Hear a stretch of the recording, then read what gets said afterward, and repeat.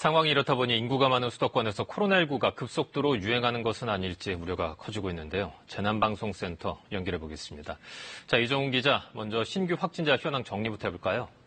네, 코로나19 확진자가 하루 만에 166명 늘었습니다. 어제 발표해서 103명이 증가한 데 이어 오늘은 160명이 넘는 확진자가 집계된 건데요. 새로 확진된 166명 가운데 155명이 국내 발생이어서 해외 유입보다 압도적으로 많습니다. 특히 수도권의 확산세가 무섭습니다. 해외 유입을 빼고 국내 발생 확진자만 따져보면 서울에서 72명, 경기에서 67명의 신규 확진자가 나왔습니다. 수도권 지역 확진자를 날짜별로 보겠습니다. 지난 5월 이태원 클럽과 쿠팡 물류센터 등에서 잇따라 집단 감염이 발생했었죠. 당시 하루 최고 확진자는 67명을 기록했는데요. 최근의 증가세는 이보다 훨씬 가팔라서 오늘 처음 100명을 넘어섰습니다.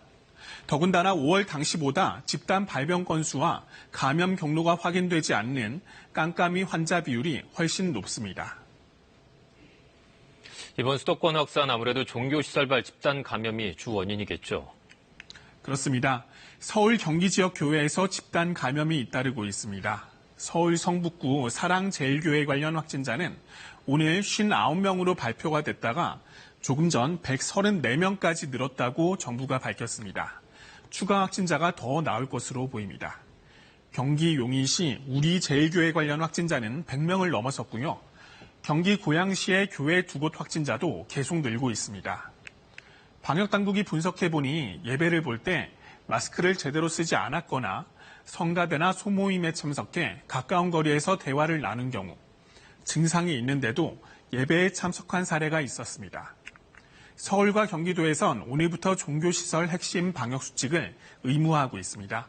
정규 예배 외에 대면 모임은 삼가야 하고요. 특히 침방울이 퍼질 수 있는 단체 식사나 통성기도는 자제해야 합니다. 종교시설 외에 마을 공동체에서도 처음으로 대규모 감염이 있었습니다. 경기 양평군 서종면 명달리 주민 31명이 확진 판정을 받았는데요. 서울 광진구 29번째 확진자인 80대 남성이 이 마을의 잔치에 갔는데 이때 접촉한 마을 주민 60여 명 가운데 절반가량이 확진 판정을 받은 겁니다. 서울 롯데리아 종사자 모임에선 지금까지 확진자 16명이 나왔고요. 경기 파주시 스타벅스 관련해선 17명이 확진됐습니다. 부산에선 기계공고 학생과 가족, 지인 등 모두 8명의 확진자가 발생했습니다. 서울과 경기도에선 내일 새벽 0시부터 사회적 거리두기가 2단계로 높아집니다. 어느 때보다 이번 연휴에 방역수칙을 잘 지켜야 합니다. 여행 가신 분들은 휴게소나 식당에 오래 머무르지 마시고요. 열이 나거나 호흡기 증상이 있으면 즉시 여행을 중단해야 합니다.